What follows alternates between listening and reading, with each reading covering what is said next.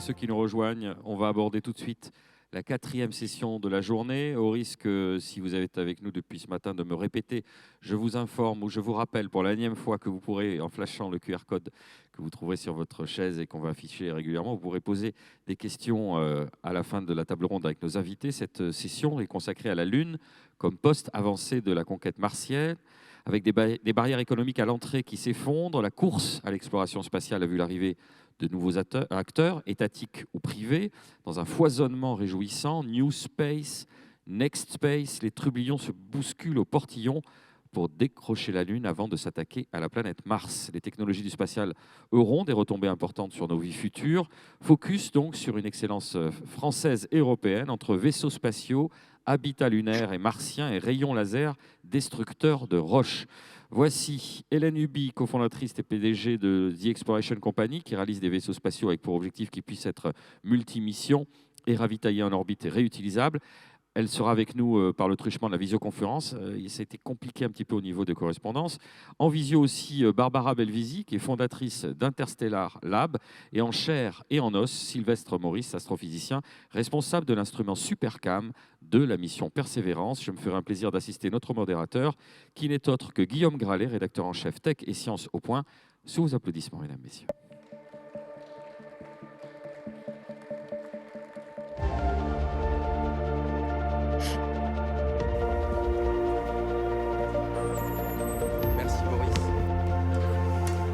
Bonjour.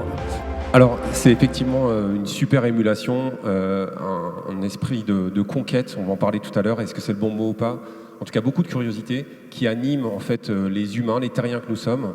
Depuis, c'était déjà 53 ans que Buzz Aldrin, Neil Armstrong ont mis un pied sur la Lune, et depuis, on voit ce qu'on appelle, ce qu'on pourrait définir comme de la compétition, mais également beaucoup de coopération internationale. Ça mobilise aussi bien les Russes, les Chinois, les Indiens.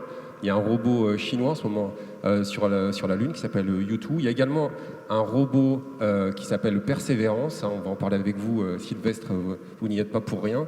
Et ce qui est intéressant, c'est que dans cette émulation internationale, c'est aussi une aventure toulousaine. C'est une aventure féminine et toulousaine. On l'a vu avec la nomination de Sophie Adno, qui a fait partie de la toute dernière promotion des astronautes, qui a été définie par formé à Supaéro à Toulouse, à l'instar de Thomas Pesquet. Formé à Supaéro, comme Sylvestre qui est avec nous. Et donc, on voit bien que Toulouse joue un grand rôle.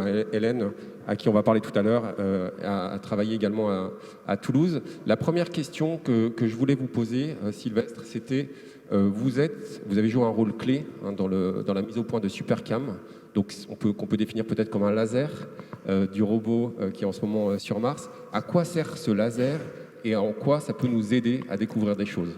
Alors, notre équipe ici à Toulouse a co-construit avec les Américains, mais on en est les leaders, d'un instrument qui s'appelle Supercam, donc qui est sur le rover de la NASA Perseverance. Il fait suite à un autre qu'on avait qui s'appelait ChemCam sur Curiosity, donc c'est une petite famille en ce moment. Et cet instrument, c'est la tête du robot qui, à distance de 2 à 8 mètres, est capable, avec des lasers, de dire de quoi est fait Mars. Donc, il est fait de tant de fer, de silicium, de potassium, de sodium, de lithium, etc. Et puis, on dit même, aussi en faisant vibrer les molécules avec un autre laser, ce qu'on appelle la minéralogie, donc les molécules.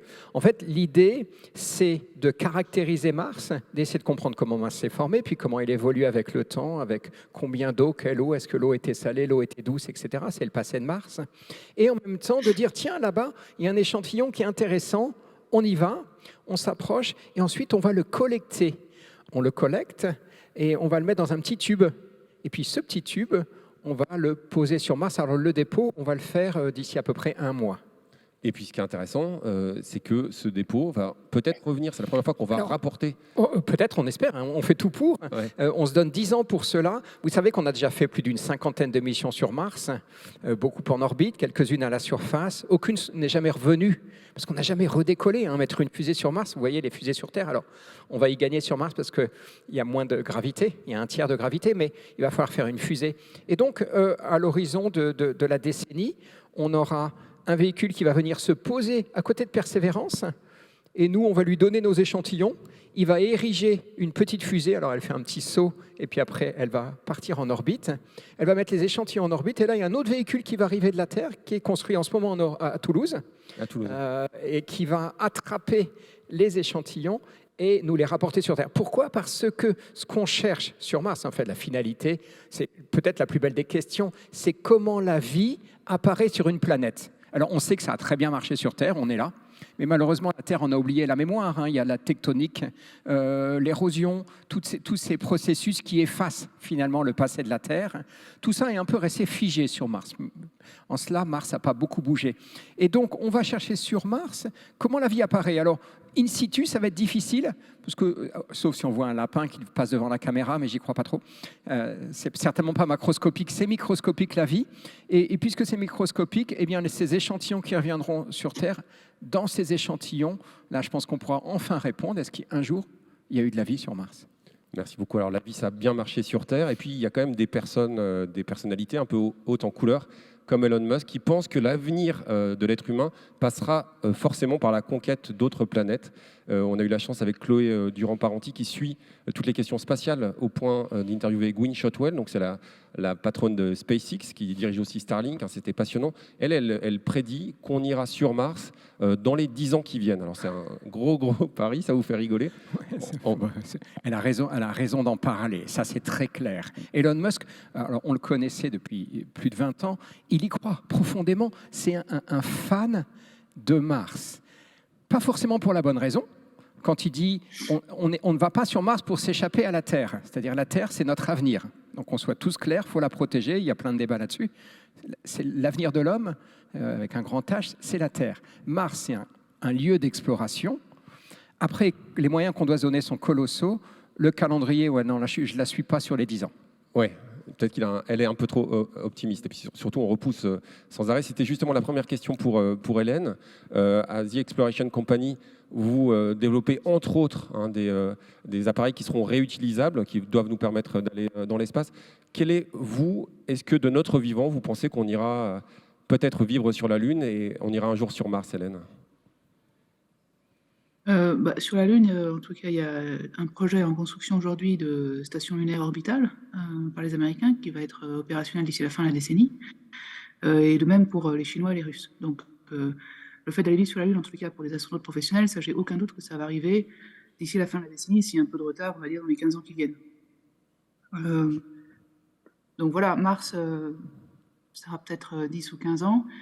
Musk a démontré qu'en tous les cas, il tenait ses plannings avec plus ou moins 30 à 50% de retard.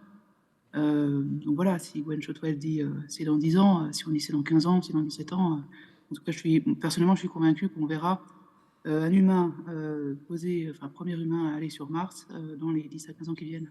Oui, mais si j'ai bien compris dans l'état actuel des sciences, parce qu'on a quand même ces deux planètes qui sont en orbite, hein, donc il faut profiter de fenêtres de tir où les deux planètes sont les plus proches. Et aujourd'hui, il faut au minimum 250 jours, hein, c'est ça à peu près, pour aller sur Mars. Est-ce que c'est souhaitable, Hélène, d'aller sur Mars, et qu'est-ce qu'on peut en retirer en réalité ? Je pense que, est-ce que c'est souhaitable ou pas ? Si on regarde qui on est en tant qu'être humain, depuis que l'être humain existe, il y a un sentiment spirituel, il y a un sentiment artistique, etc. Et on explore. Depuis l'homme de Néandertal, on explore. Et dès qu'on a une nouvelle technologie, que ça a été pour traverser les mers, pour voler, et aujourd'hui pour aller explorer de nouveaux lieux spatiaux, on a utilisé la technologie pour explorer. Donc moi, je ne pense pas que c'est une question est-ce qu'il y a raison ou il n'y a pas raison, mais ça fait fondamentalement partie de notre humanité, de pousser les frontières et d'aller voir ce qui se passe, parce qu'on a besoin de comprendre, on a envie de comprendre. et on a envie de découvrir aussi, et aussi parfois de maîtriser. Donc ça, je pense qu'on ne l'arrêtera pas, en fait. Ouais, Donc je pense qu'il ne faut pas savoir si on a raison ou pas, mais je pense qu'on peut tout à fait se poser la question, comment est-ce qu'on le fait? Et par exemple, à The Exploration Company, on est la première entreprise au monde à utiliser à grande échelle, c'est-à-dire pour des propulsions de plusieurs centaines de newtons, ce qu'on appelle du green propellant, c'est-à-dire un système propulsif qui est beaucoup plus vert, beaucoup moins toxique que l'hydrazine utilisée actuellement pour les vaisseaux spatiaux qui viennent rejoindre la station spatiale. De même, pour notre vaisseau lunaire, on utilise du biométhane. Donc on peut tout à fait aller vers la Lune, en tout cas en ce qui nous concerne, vers les stations spatiales autour de la Terre, et vers les stations spatiales lunaires et vers la surface lunaire, avec des technologies qui respectent l'environnement sur Terre. Merci beaucoup. Alors, on voit énormément de missions scientifiques, on en a cité quelques-unes, mais il y a également la mission Artemis, qui est partie d'une mission américaine pour en savoir davantage sur la Lune. Et ce qui est très intéressant lorsqu'on s'intéresse vous voulez parler, Hélène? Allez-y. Oui, c'est juste pour un point quand même. Artemis, il faut bien voir que le véhicule Orion, j'étais quand je travaillais chez Airbus vice-présidente du Open Service Module. Donc le Open Service Module, c'est 50% du véhicule Orion. Donc je tiens à préciser que Artemis, dans le véhicule Orion, on voit des photos absolument fantastiques aujourd'hui. Il y a 2000 personnes en Europe qui ont travaillé et qui ont produit le cylindre qu'on voit sous la capsule. Ça a été dessiné, fabriqué, assemblé en Europe avec une coopération européenne et américaine. Donc c'est aussi une mission européenne, bien sûr. Ça me semblait très important de préciser ça, et c'est aussi un exemple d'une coopération transatlantique, et pour l'Europe, la première fois qu'on travaille sur un véhicule qu'on appelle Human Rated, c'est-à-dire capable de transporter des humains. Super. Alors, une autre mission européenne, en tout cas une initiative européenne, c'est celle de Barbara, qui avec Interstellar Labs, travaille avec la NASA. C'est encore la coopération internationale. Et ce que je trouve très intéressant lorsqu'on se parlait avec Barbara, dont on a pu lire le portrait dans Le Point, c'est qu'elle travaille notamment sur un projet, je crois, à 5 ans, pour mettre au point un biopode qui pourrait être installé. Là aussi, il ne faut pas être trop optimiste, mais en tout cas, ça donne un ordre de grandeur dans les 10 ans sur la Lune. À quoi ça sert ces biopodes? On invente un peu l'agriculture de demain, c'est ça. Et surtout, ce qui est intéressant, c'est que comme beaucoup de progrès dans l'exploration spatiale, c'est qu'on pourra en avoir des bénéfices sur Terre. Oui, exactement. Les biopods, c'est une serre autonome à environnement contrôlé qu'on a développée chez Interstellar Lab. C'est un module gonflable à l'intérieur duquel on va recréer de manière automatique les conditions atmosphériques et climatiques idéales pour permettre aux plantes de pousser et accélérer en fait le cycle de croissance de la plante. Et du coup, on a un produit qui est terrestre et une version qu'on va lunariser. Donc à travers cet accord avec la NASA qui est planifié sur 5 ans. Donc après, faut pas être trop optimiste, mais la réalité, c'est quand même il y a des programmes qui avancent et qu'il y a quand même avec des deadlines très précises. Et je rejoins complètement Hélène pour dire que d'ici 10 ans, de toute façon, il y aura une station spatiale qui sera installée sur la Lune, et il y en aura plusieurs d'ailleurs avec différentes collaborations internationales. Quant à Mars, dans 10 ans, je pense qu'on y sera effectivement, enfin de notre vivant, on verra les premières fusées partir.